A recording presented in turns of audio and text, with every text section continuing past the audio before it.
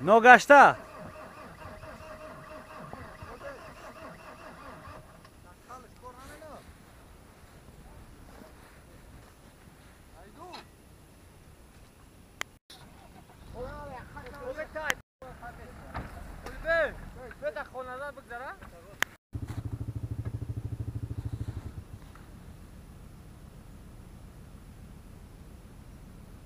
آدینه چلاک میگن مایا اینه را آدینه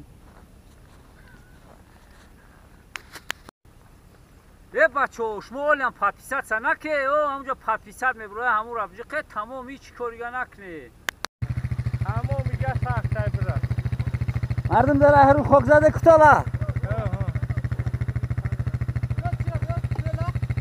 کتاله خرده مردم داره هرو خوک زده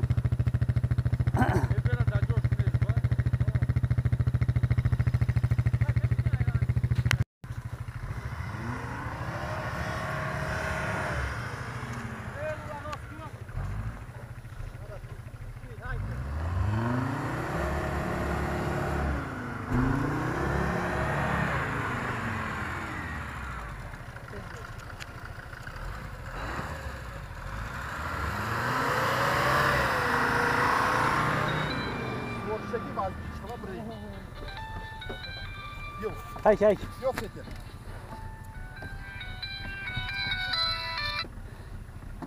Alo. و علیکم سلام رحمت الله و برکاته. چوکای چنگ خوبی؟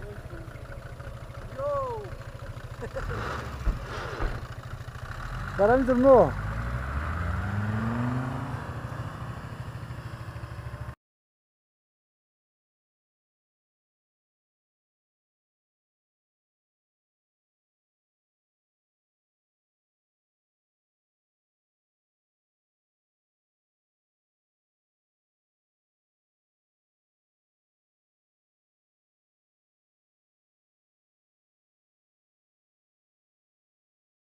نه این